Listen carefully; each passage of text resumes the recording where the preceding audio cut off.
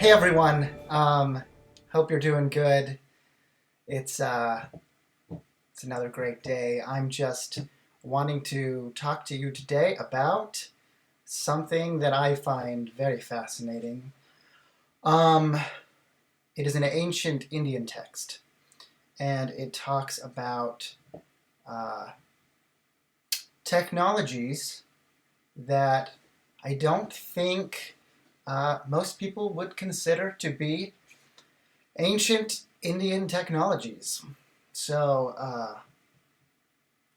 let me tell you about that.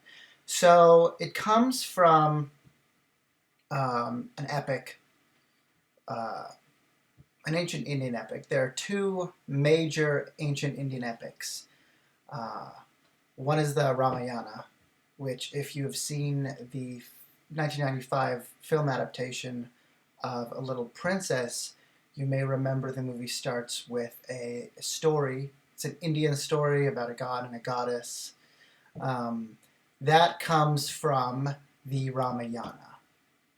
The other major important Indian epic is called the Mahabharata.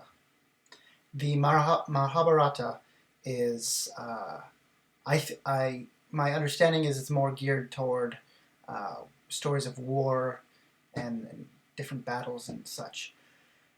Regardless, that is the one that this passage comes from that I wanted to talk about. So this passage, um,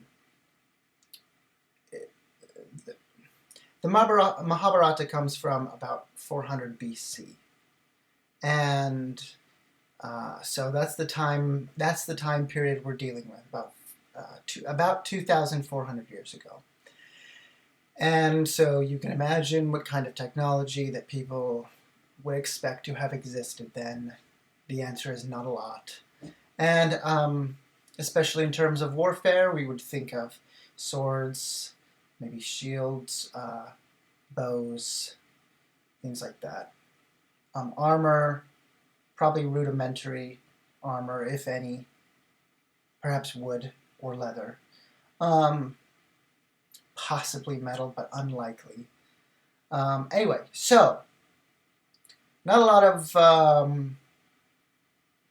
of technology in warfare.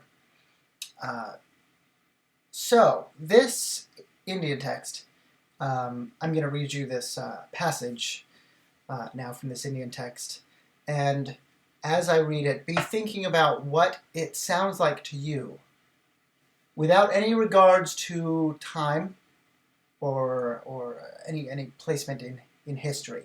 Don't think of it as an ancient Indian text. Just think of it as just listen to the words and think about what it sounds like to you.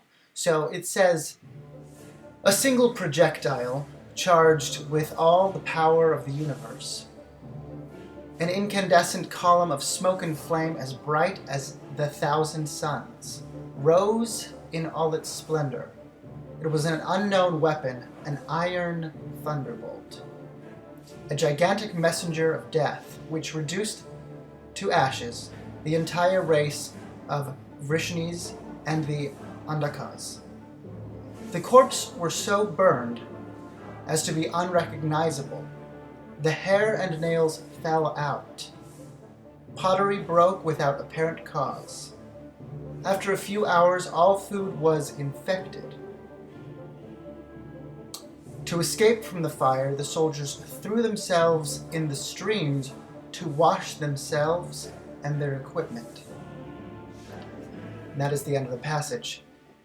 Now, I don't know about you, but to me that sounds an awful lot like a nuclear warhead. And that is what most people I've talked to have said.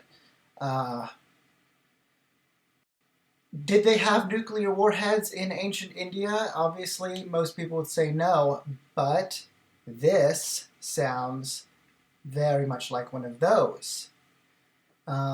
So one has to wonder, if not a nuclear warhead, then what could they possibly have been describing?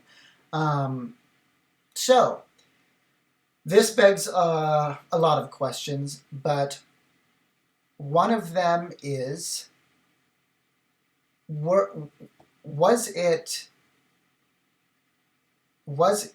did these people have technology that we don't know about, or was there someone else there that was not, who we normally consider to be a part of, ancient Indian history, or any ancient history?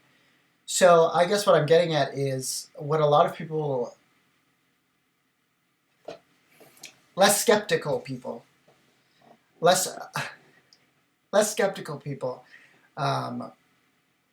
we can't help but wonder, and I've talked to a number of people about this, who agree that if this is a good indication of extraterrestrial intervention, because obviously we didn't have that technology back then, as far as we know, and there are actually a lot of writings, which I may do another video on, in the Indian Veda texts that which are more historic Indian texts, that describe things that sound like vehicles that come from beyond the sky, things like that.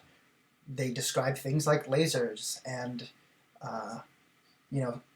these kinds of advanced weapons. So you can only wonder if these were alien races using nuclear warheads. So yeah, food for thought. You can look this up. I didn't make it up. It's a real quote from an ancient Indian text. So I would encourage you to, as usual, do your homework. Look this up. Look up the Vedas. There are a lot of them, so you might want to be more specific than just looking at the Vedas. But do your homework and think about this. Thanks. See you later.